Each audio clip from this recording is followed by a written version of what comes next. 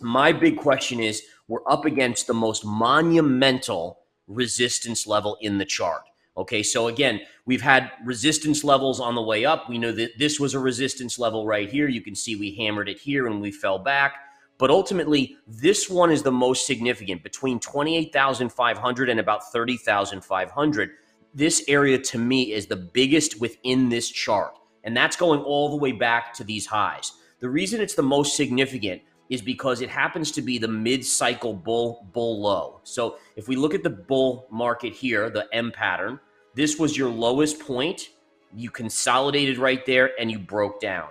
So it makes sense that if Bitcoin is going to be really tested here, and it is, this is the level that it has. One of the targets that I would look at would be a confluence of technicals, right? So if we do a Fibonacci retrace, what we can see, and we draw that fib from the 69 high, is number one, we're right at a 0.236 retrace right now. That's the level we're hammering on. What's fascinating is that we can see the 382 Fibonacci retrace is right around these lows right in here.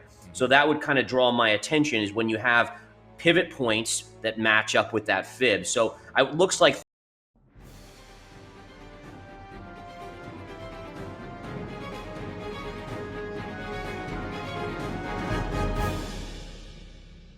Yesterday, the Federal Reserve announced raising rates by 25 basis points. Many were expecting that announcement to be the catalyst to help Bitcoin break the 30,000 resistance level and finally start the bull run we all have been waiting for. But it didn't. By the time we're recording this video, Bitcoin seems to be consolidating around the 28K price. So now, with no other significant events happening other than the banking collapse that started a few days ago, people are wondering if Bitcoin can hold this price or if it will go down again.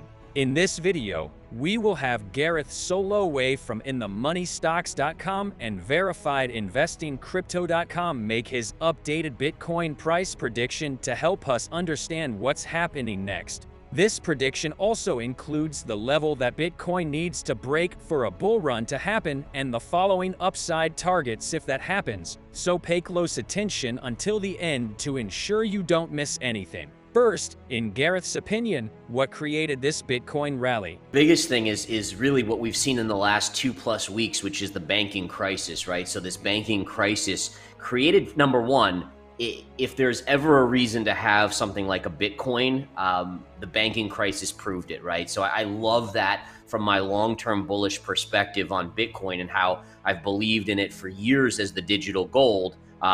This just proved its point, right? The fact that banks are failing, fiat currency, bailouts, whatever you want to call it, and you have Bitcoin. And I think the beautiful thing about it is we've seen money flow from bank stocks and banks themselves going into Bitcoin and Ethereum. Now, it hasn't been so much into the alts. If you look at the chart, in fact, let's jump right into the charts. I know that's what we love to do. But you could see this is your Bitcoin chart, right? So you can clearly see since that banking crisis started, you just ripped up in Bitcoin. And if you look at some of the other ones, like notice how Bitcoin's hitting a new high here over the last couple of days. But if you look at something like Solana, it's clearly has had a bounce, but it's not taking out the recent highs. So what that tells me is this is a run for what we call safety, which is in the crypto world, safety is Ethereum and Bitcoin, right? It's the safest cryptocurrencies out there, the least volatile if there is such a thing. And so that's kind of a cool thing because again, if you think about gold as the digital gold as Bitcoin, that's exactly its purpose. It's serving its purpose by seeing money flow moving into there. Can that happen again and help it thrive? Yeah, so I do think that if we all of a sudden see a bunch more bank failures, that would be a net positive for Bitcoin.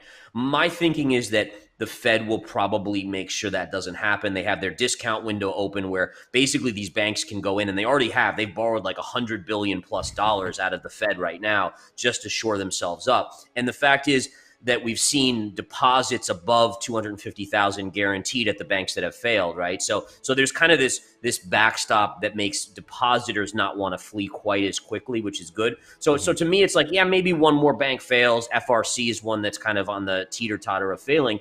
But my guess is we won't see a lot fail, in which case it's more the technology sector that I think could have a rollover, and some of the other ones where you have these valuations on these stocks that are still very lofty. They're not pricing in a recession.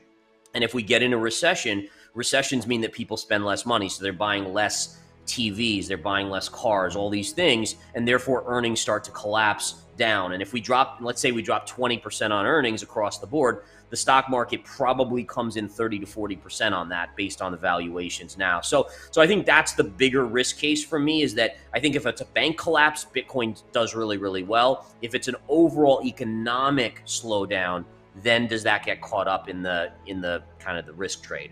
Longer term, 100% a net positive.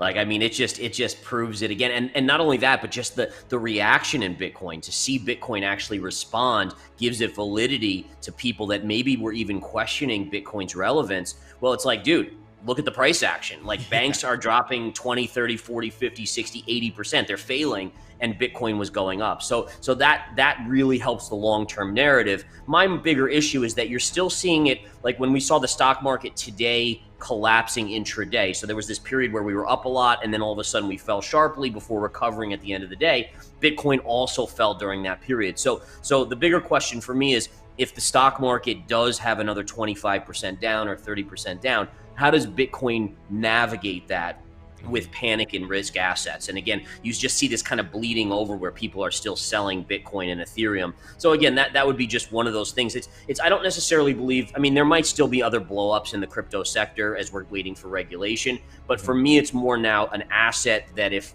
the bigger economy slips into recession. And by the way, yesterday, huge day. We had the Federal Reserve basically saying, hey guys, rates going up 25 basis points. But the biggest takeaway was they said rates are going to stay high into 2024. So we're not going to get rate cuts unless there's like a catastrophic economic collapse, which would be bad anyways for risk assets. And the fact that rates are going to stay high for this long, it basically ensures that we're going to see a recession. So that means stock prices eventually have to come down. And the question is, can Bitcoin weather that storm during that period? Let's have a look at the charts and see Gareth's overlook for Bitcoin. My big question is, we're up against the most monumental resistance level in the chart. Okay, so again, we've had resistance levels on the way up. We know that this was a resistance level right here. You can see we hammered it here and we fell back. But ultimately, this one is the most significant, between 28,500 and about 30,500. This area to me is the biggest within this chart. And that's going all the way back to these highs. The reason it's the most significant is because it happens to be the mid-cycle bull low. So if we look at the bull market here, the M pattern, this was your lowest point.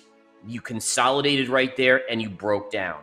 So it makes sense that if Bitcoin is going to be really tested here, and it is, this is the level that it has to be to prove itself. Essentially what I'm saying here is that for me to believe that a low is in and the bull market is back and the bear market is over, we need to clear through this level and we need to hold above it for, let's say, a week. If we can do that, then for me, the lows are in for the cycle and we have to buy pullbacks at that point.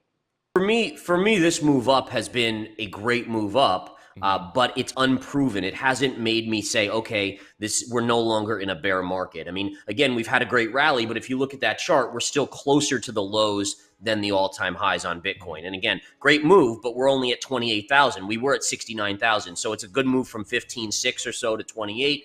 We touched 29 yesterday, I believe.